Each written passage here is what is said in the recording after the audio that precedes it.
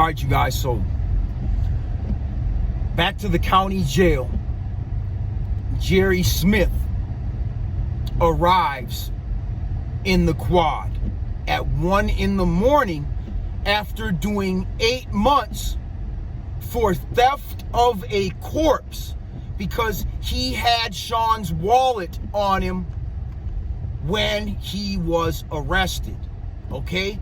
Now, mind you, they got pulled over in a traffic stop, and soon as Jerry and dude weren't together, the cops must have separated them. Jerry snitched. Okay? But, so Jerry snitches, right? And this is what he tells the investigators. He says that, and this is the story he tells me in the county jail. I never really thought I'd see Jerry again, and all of a sudden, boom, there he is. Right in fucking front of me. Sitting there at the table, waiting for me to notice him, because he knows there's no way to avoid me. And if I notice him first, and he notices me and don't say shit, I'm gonna be on his ass. So he was smart, and he came to me first. Okay? He could have laid in that bed and hid the whole time, you guys. I might not even notice the next day if he would have just laid in the bed and not really been around, you guys.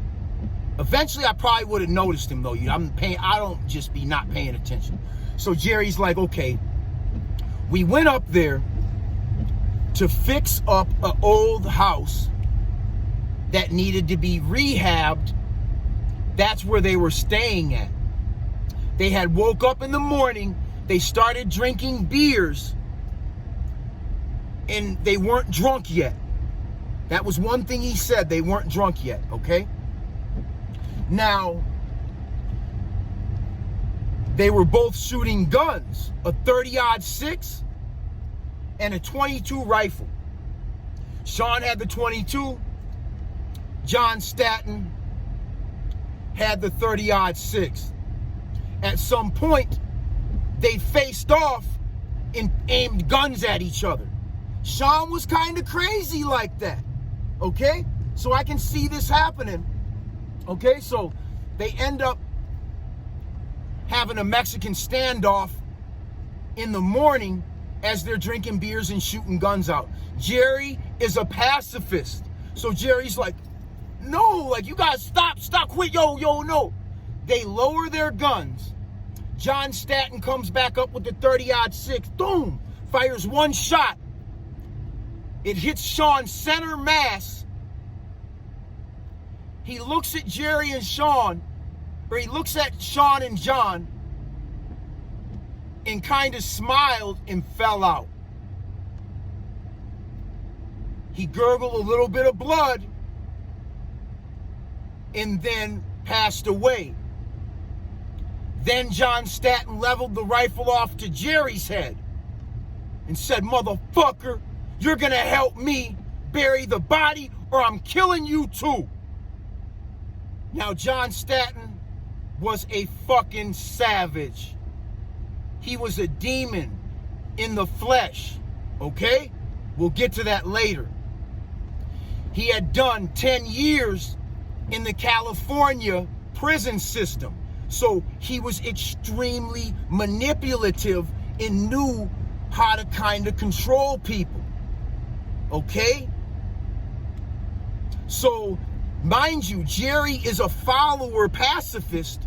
So instead of killing Jerry, he must have thought that he could keep Jerry as a soldier or something to this effect, right? Wrong.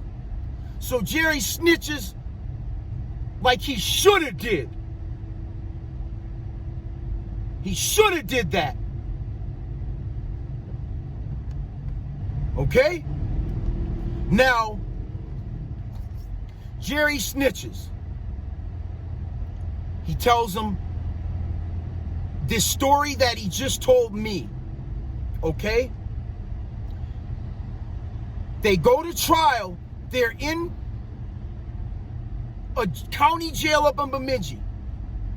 John Staton is very smart and manipulative and has been in the system. He takes it to trial and beats the murder with a witness, with the guns, with the body. You know why he beat it? Because Jerry lied.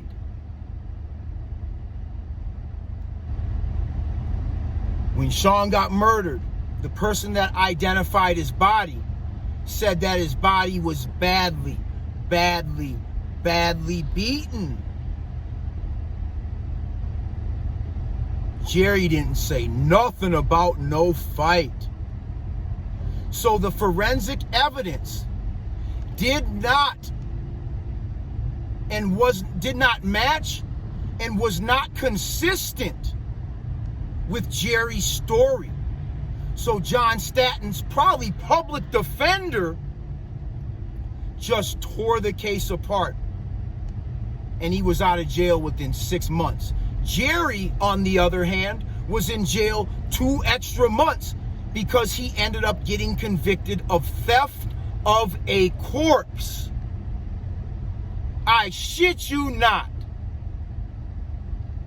I think Jerry's middle name is Lee. I think it's Jerry Lee Smith. Okay? So you guys can look this up. Okay? The murder happened on April 23rd of 1998. Okay? When I'm in the county jail, I fail to ask Jerry, why did I hear his body was badly beaten?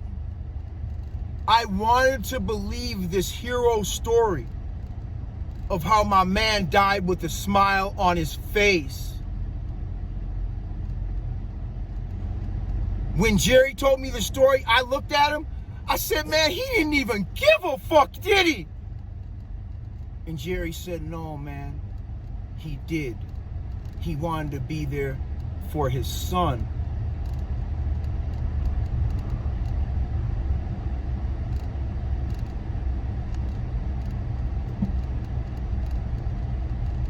Okay? So I believe this fucking story that Jerry tells me, and I carry it with me for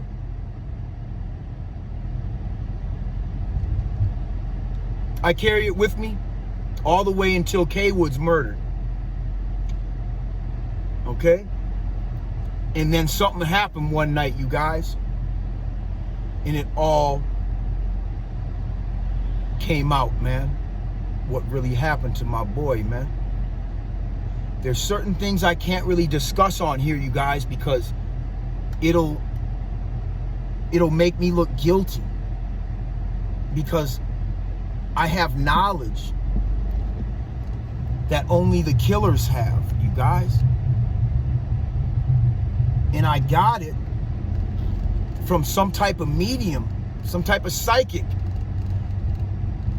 that never even told me they were psychic before or afterwards. They just told me the business.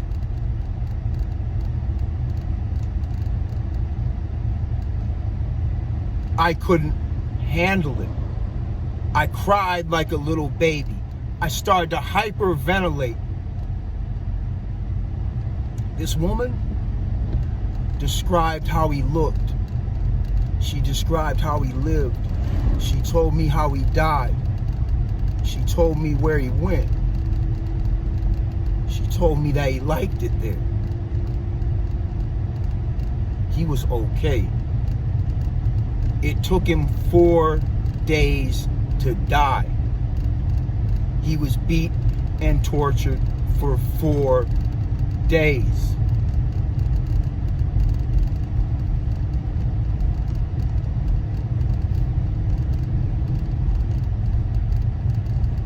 Okay?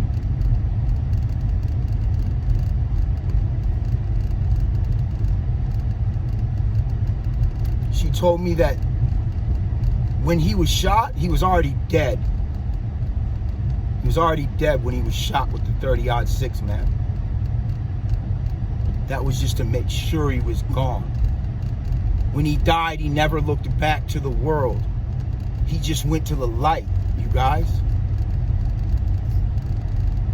He had suffered so much, he wasn't scared of anything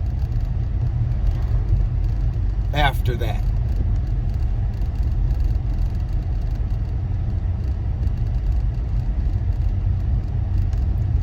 You know? Till the next part.